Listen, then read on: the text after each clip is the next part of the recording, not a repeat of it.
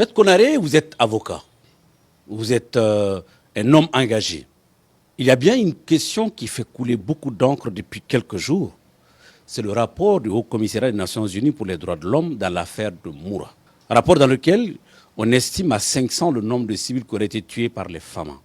Le gouvernement malien a protesté vigoureusement et a qualifié le rapport de biaisé en reposant sur un récit fictif. Comment voyez-vous ce rapport et la réaction du gouvernement malien? Merci pour cette question.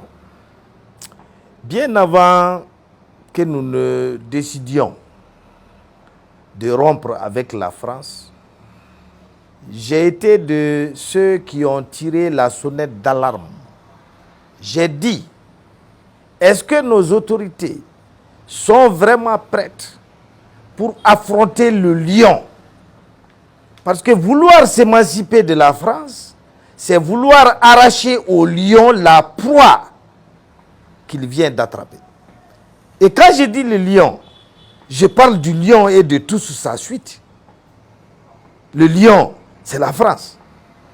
Le Mali, c'était sa colonie. Ça a continué d'être sa proie. Vous voulez enlever le Mali de la bouche de la France, c'est comme vous voulez enlever au lion sa proie.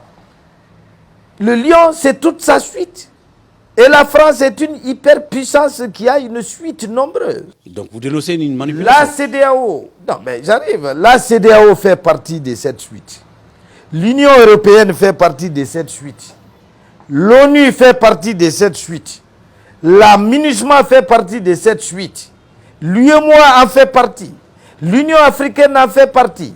Tous nos pays voisins font partie de la suite de la France. Qui, faut-il le rappeler, est une hyperpuissance qui a colonisé pendant une centaine d'années tous ces pays-là. Alors, si vous décidez de combattre la France, eh bien, elle va vous combattre aussi. Et il faut vous attendre à la bourrasque. Donc, le combat lancé entre le Mali et la France a des conséquences sur le Mali. Des conséquences d'ordre diplomatique, des conséquences d'ordre médiatique, des conséquences d'ordre politique, des conséquences d'ordre économique, mais aussi des conséquences d'ordre juridique. Tel que ce rapport qui vient d'être pondu par l'ONU. Vous n'y croyez pas? Moi, je ne dis pas que je n'y crois pas, mais je place le rapport dans son contexte. C'est un rapport qui est unilatéral, qui a été commandité dans le cadre d'une guerre contre le Mali et contre les autorités maliennes. Dès lors que le contexte ne permet pas de croire à l'impartialité des rapporteurs, le rapport lui-même perd sa crédibilité. De par le fait que ça se produit dans un contexte suspect. Donc moi j'ai des doutes sur l'authenticité. Je doute du contenu du rapport. Je me tiens, quant à moi, à l'observation du contexte qui ne permet pas de faire un rapport équilibré et juste, émanant de la MINUSMA. Et quelles sont les voies de recours juridiques? Il n'y a pas de voie de recours juridique. Un rapport n'est pas un jugement. C'est une simple constatation que vous pouvez contester par les voies par lesquelles ce rapport a été publié, les voies médiatiques. Et qui est suivi de sanctions déjà par les Américains.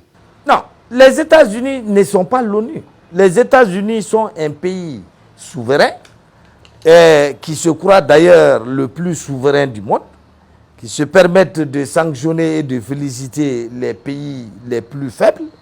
Mais pourquoi il n'y a pas de rapport sur les activités des États-Unis eux-mêmes? Le monde n'est pas régi par la justice. La guerre déclenchée par les États-Unis en Irak au motif de la détention par Saddam Hussein de bombes atomiques, mais cette guerre-là a fait plus de 200 000 morts. Et au finish, on a découvert que ces motifs avancés par les Américains étaient faux, fabriqués. Et les États-Unis eux-mêmes l'ont reconnu. La guerre déclenchée par les États-Unis contre l'Afghanistan a fini comment? Des milliers de vies, des milliards gaspillés et en fin de compte une négociation avec les talibans. Le président du Panama a été capturé en dehors de toutes règles internationales par les États-Unis qui sont allés le faire juger pour trafic de drogue aux États-Unis. Le monde est régi, mon cher Sampi, par la force et non pas par le droit. Maintenant, les plus forts transforment leurs intérêts en loi. Les plus forts transforment leurs intérêts en règlements internationaux qu'ils appliquent sur les pays les plus faibles. Nous sommes dans une forêt où il y a des lions, des tigres, des hyènes qui vivent des petites antilopes que nous sommes. Il se trouve que le Mali ne se laisse plus dévorer comme avant, tranquillement. Aujourd'hui, le Mali se débat. Et on ne veut même pas qu'on se débatte. Et là, je dis non. On va se débattre, quitte à mourir.